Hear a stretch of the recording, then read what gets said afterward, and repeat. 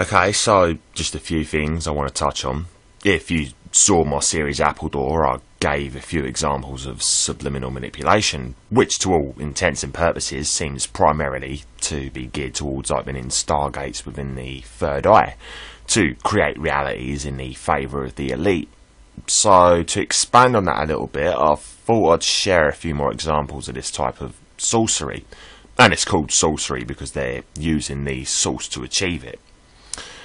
First of all, Dusk Till Dawn. Now, you can argue that Tarantino called it that because the bar with all the vampires in it is open dusk till dawn, and therefore it is aptly titled Dusk Till Dawn. Okay, fair enough, but if you peel away the veneer, there's something else going on here, and here's why. Dusk Till Dawn seems to be a reference to the new Ion of Horus, so from darkness into the light, in other words, the Golden Dawn. Throughout the film, you've got this bizarre underlying reptilian theme. It's mainly subtextual, but at the same time, you can't really miss it. You've got the brothers Seth and Richie Gecko, Gecko being the key word there, dressed in the Saturnian black. Seth is the Egyptian Satan, aka Saturn, and Richie, or Richard, can be abbreviated as Dick. So there's a phallic connection, and phallics relate to Osiris, so as always this is open to interpretation. But carrying on, the Geckos kidnap the Fuller family in order to cross the border to get into Mexico, so they can go to a place called El Rey, which is Saturn Ra, Israel minus Isis, possibly alluding to the New Jerusalem, aka the Golden Dawn or the new Ion of Horus. The Fuller family consists of faithless preacher Jacob, and if we connect that Jacob with the Jacob from the Old Testament, whose sons made the 12 tribes, he was actually given the name Israel, and it is from Jacob that we get Jacob's ladder. So Jacob is Israel, and he has a son called Scott and a daughter called Kate. Interestingly, Kate is played by Juliette Lewis, who is the daughter of Jeffrey Lewis, who played Mike Ryerson in Salem's Lot. Now, if you watched Appledore, you'll know that Salem's Lot refers to the New Jerusalem, or the Golden Dawn, or Ion of Horus. Before they can go to El Rey, they first have to stop at the Titty Twister. Why? Because if you want to go to El Rey, you need to go through the spiraling vortex, or the chief cornerstone. Inside the Titty Twister, the walls are adorned with the male aspect of the Freemasonic compass. Now, the Freemasonic compass means a lot of things, and if you've seen Marco Rodin's work, then you'll know that it has a lot to do with the number 9. But it is also the seal of Saturn. Another symbol inside the bar is this, the swirling cube, which is a variation of the swastika, or the swirling Xbox.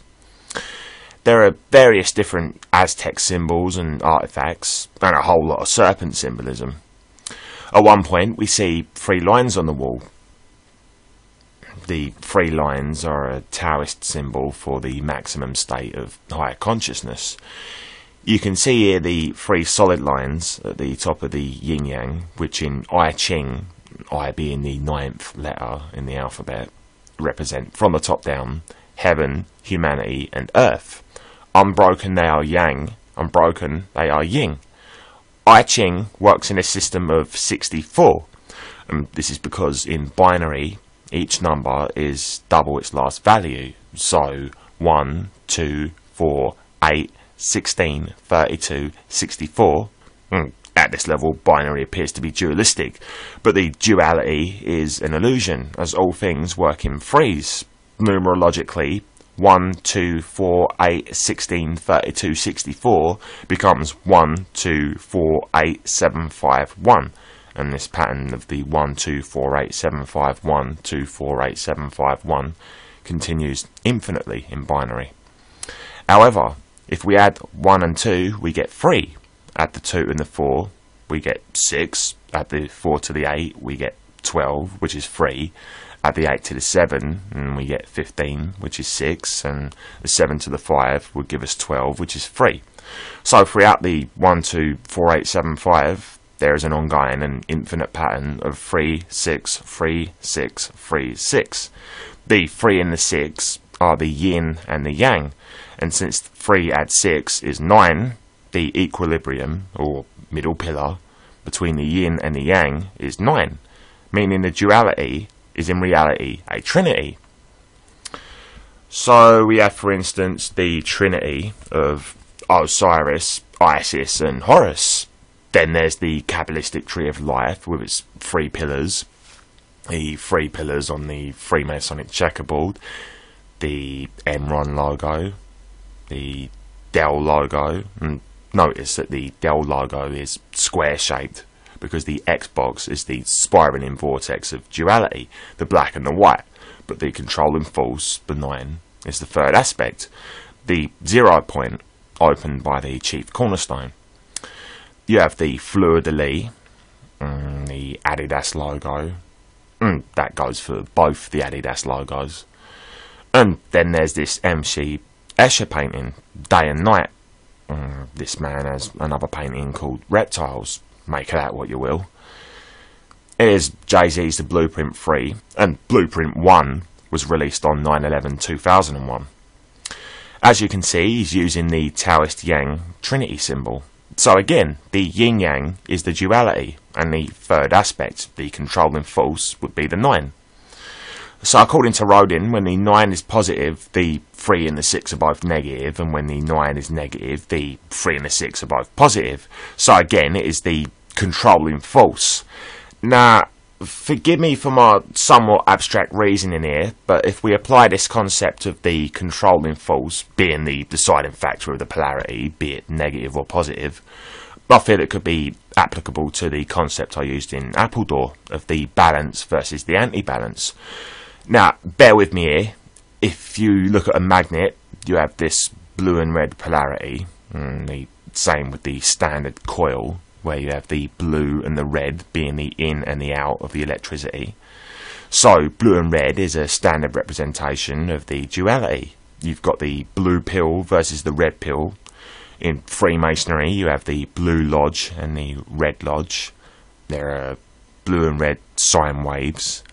And bring this full circle back to the 3 lions is the Korean flag with its blue and red yin-yang. Nassim Harriman has pointed out that the vacuum of our torus-shaped universe, when viewed from the top, is a yin-yang.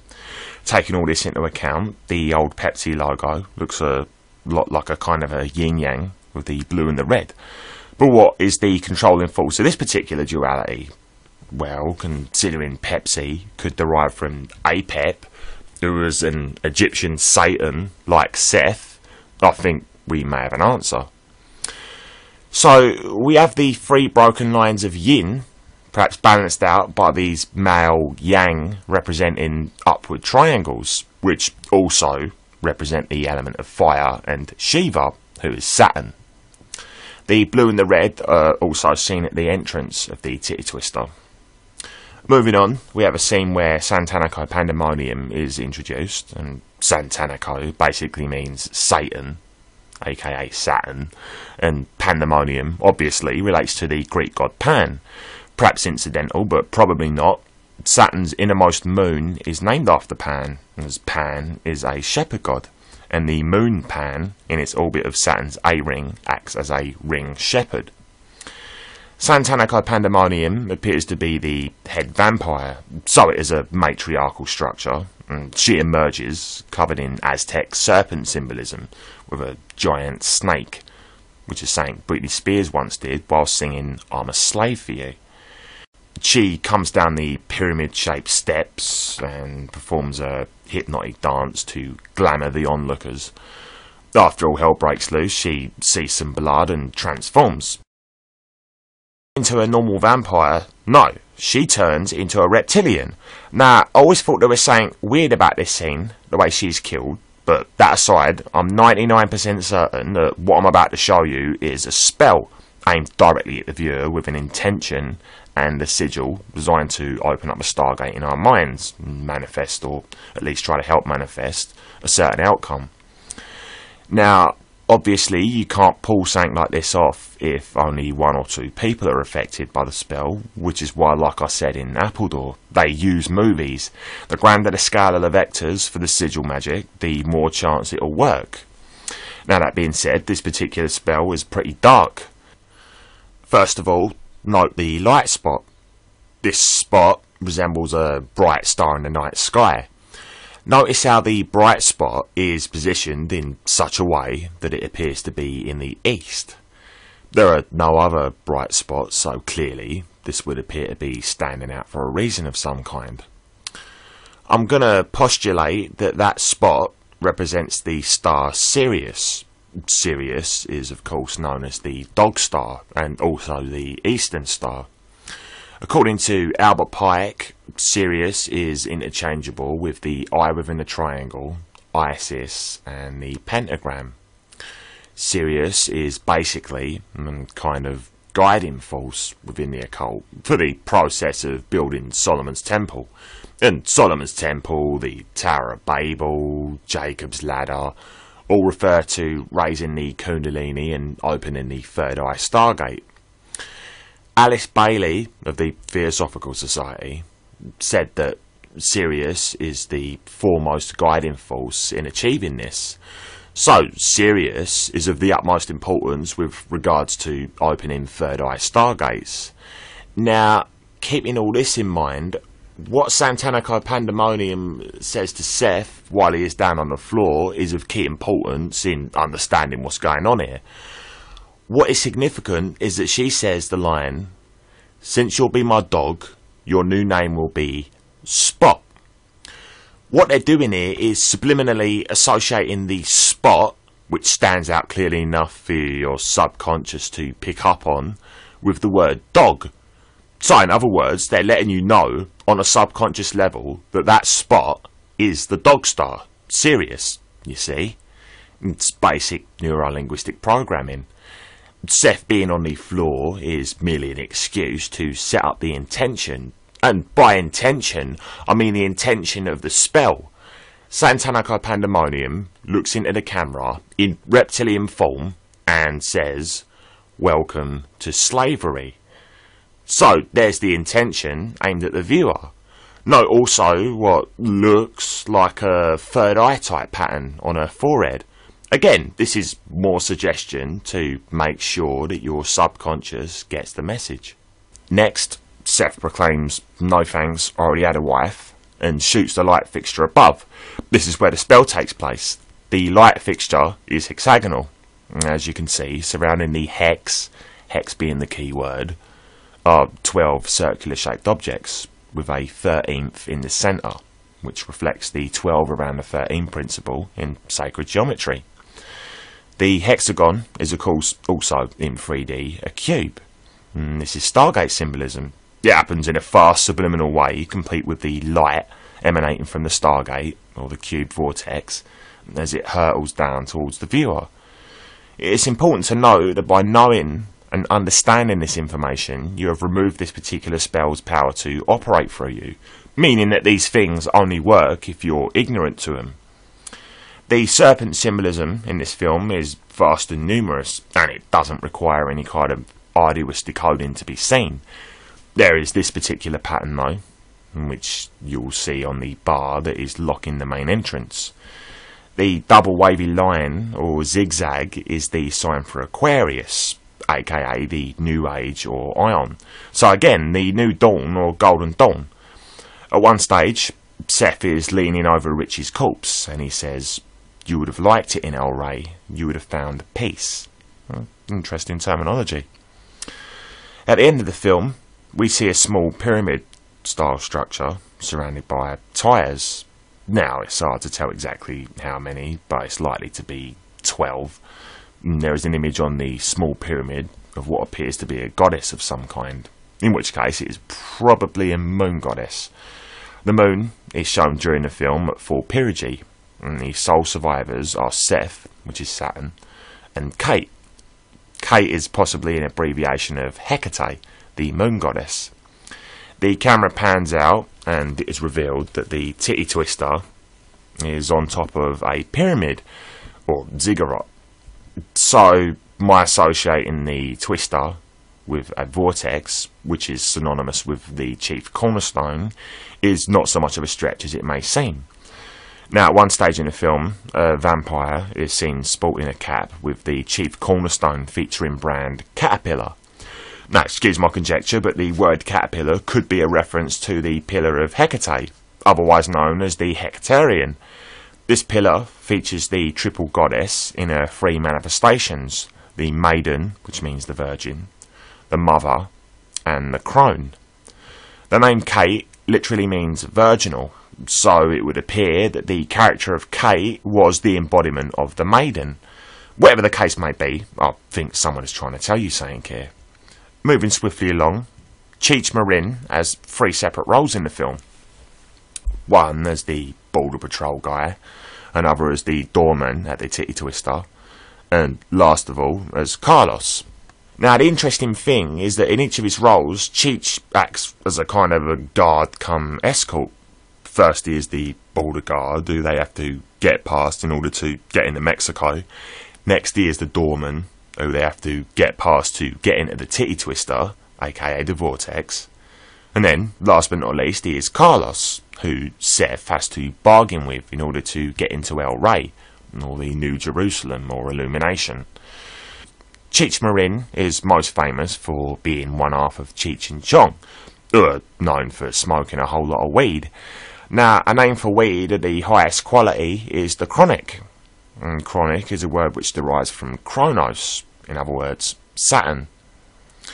In the system of Thelema, before the adept can reach illumination, he must first get past Chronosome, who appears during the third ceremonial method of crossing the abyss. Chronosome occupies Binah on the Tree of Life. The planet of Binah is Saturn. As with any mystery school or fraternal order, Saturn is the last planet before higher consciousness. This is why Chronosome comes before higher consciousness. Saturn is Chronos, and therefore Chronosome, and since at this stage he gets past this, he must interpret all things as a sign, absolutely everything. In other words, there are no coincidences, only synchronicities. And synchronicity, synchronicity, Chronos, simply means Saturn's control over time-space. Cheech Marin was raised in Granada Hills. In early English, pomegranates, which mean seeded apple, were known as apple of Granada. This may have been after a confusion between the Latin granatus and the Spanish city of Granada. Nonetheless, pomegranates are a symbol of fertility and union, and can be seen behind the High Priestess on the veil. Once lifted, this veil leads to the Rainbow Bridge, in other words, illumination. On a final note, Dusk Till Dawn was released on January 19th, 1996, so that's 1/1996, which encodes 9/11. Not to mention the fact that George Clooney picked up a Saturn Award for his role in the film as Seth.